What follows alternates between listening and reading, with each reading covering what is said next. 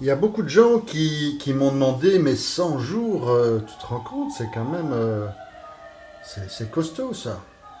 Vous trouvez? 100 jours, c'est peanuts, hein, je peux vous le dire, c'est peanuts. J'ai calculé, moi, la vie, elle va en principe me donner aller entre 27 et 28 000 jours. Donc vous voyez, 100 jours, j'ai calculé aussi, ça fait moins d'un demi% de ma vie. C'est peanuts, vraiment peanuts, quoi. Alors évidemment, on va dire, ben, 100 jours, c'est 100 jours d'affilée. Parce qu'on a tous 100 jours quelque part. On a déjà tous quelque part 100 jours de conneries dans notre vie. Hein. On a bien 100 jours de méchanceté. On peut avoir au moins 100 jours d'amour. On peut avoir 100 jours, on va dire, de nuit partagée, par exemple. De nuit partagée avec les enfants, où on va découcher. Au moins 100 jours. 100 jours de l'ange, tant qu'on est dans les enfants. 100 jours, pas à soi. 100 jours, 100 jours. Mais oui, ici, je prends aussi mes 100 jours. Je pense que ça va passer très vite, beaucoup plus vite qu'on imagine. C'est parce que je me déconnecte de tout.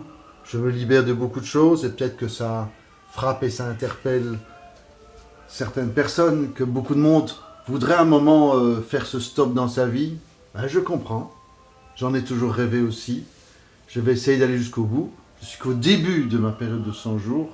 Donc, ne jetons pas trop vite les bras en l'air. Mais ils sont partis mes 100 jours. Et merci de m'encourager.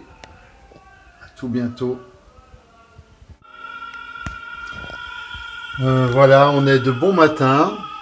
Je suis seul dans l'abbaye de Reclus, dans la Marne, là, bien au sud d'Épernay. Et ben, je me sens bien là. Hein.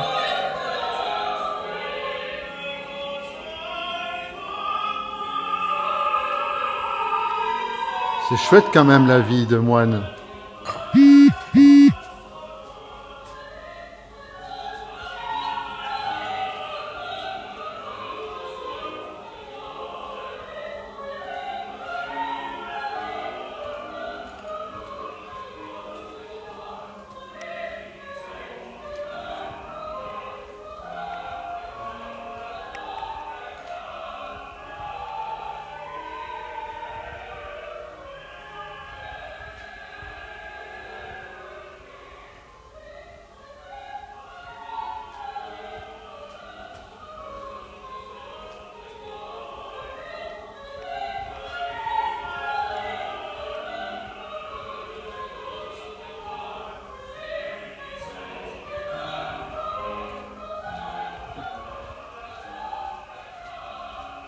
Et la maison du Père Abbé.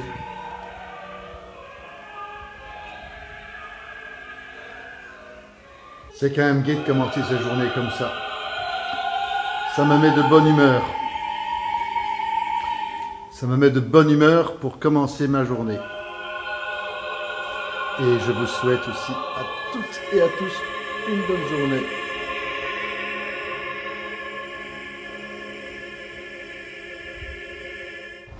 L'endroit paraît bucolique, c'est vrai. Magnifique église. Donc il est 3 heures l'après-midi, tout est fermé. Donc voilà ce que je vais manger ce midi. Comme un idiot, j'ai jamais mangé ça de ma vie, je crois, ou 2 fois. Ça c'est vraiment qu'on a la dalle, quoi. Bon, voilà, il y a des jours avec, des jours sans.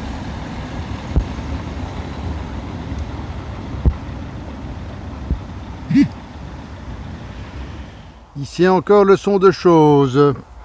Nous arrivons à Cézanne. C'est, je sais pas, 50 km au sud d'Épernay. Et donc là dans le fond du vallon, on voit qu'il y a de l'herbe entre les vignes. Donc il y a visiblement une culture raisonnée. Bon évidemment, ne me dites pas, c'est quand même le désert. Hein. Il n'y a pas d'arbres, pas de haies, rien du tout. Alors le gars juste ici à mes pieds, lui c'est 0-0, c'est Roundup partout, hein, Roundup à gogo. Voilà. Donc voilà. Ici, un cochon qui veut du rendement sans doute. Et alors un peu partout, là, de la culture raisonnée, dirait-on. Voilà. Donc quand on quitte la maison, ça fait déjà une dizaine de jours maintenant. Et la première semaine, comme vous avez pu le constater, ben, les larmes elles coulent toutes seules, quoi. Parce qu'on a quitté sa famille, tous ses proches, ses enfants, ses petits-enfants, ses amis, son milieu habituel, professionnel ou autre. Et donc, ben, peu de choses vous font chialer, quoi. Parce que vous êtes parti, vous demandez pourquoi, pour qu'est-ce. Et donc voilà, on pleure pendant longtemps. C'est pas grave, je trouve. En tout cas, à mon niveau, c'est arrivé. Et ça fait du bien aussi. Ça fait du bien. Comment ça dure quand même quelques jours. Et pendant tous ces jours également, le corps se met en place. C'est quand même très important. C'est très important de penser à son corps parce que son corps qui n'est pas habitué de faire des périples si longs et si soutenus, il faut s'en occuper, il faut apprendre à le connaître. Il faut dire qu'avec toutes ces années derrière nous, on a pris parfois de mauvaises habitudes. Et donc, se lever tous les matins, plus ou moins de bonne heure pour partir vers 8h30, 9h, ce qui me concerne, ben ça implique un rythme pour se reposer, pour manger, pour nettoyer ses affaires, un rythme pour penser à son corps aussi, essayer de bien dormir, parce qu'il faut dire que changer de paillasse tous les jours, honnêtement, c'est pas facile. On a toujours envie de récupérer son petit lit douillet. Et donc s'habituer à tous ces lits, c'est pas toujours facile. Maintenant, ne pas laisser passer les bobos, petits ou gros, s'en occuper immédiatement avec des crèmes, des médicaments, que sais-je. Ne pas forcer trop le pas. Ne pas forcer trop le pas. Et quand on s'arrête, faire tout de suite et à chaque fois des étirements. En ce qui me concerne, en tout cas, c'est vraiment efficace. Ça me soulage énormément. Et donc même, je vais dire, pour un arrêt pipi, hein, hop, quelques petits étirements vite fait, ça dure 1 minute, mais le corps en est reconnaissant. Et ça permet d'aller plus loin. Je remarque maintenant que j'ai vraiment une belle cadence. J'arrive à avoir presque des 5 km/h de moyenne. Le sac aussi, j'ai appris à connaître mon sac et à bien le régler. C'est vraiment important parce que le sac fait partie de son corps et on n'est pas habitué à ça.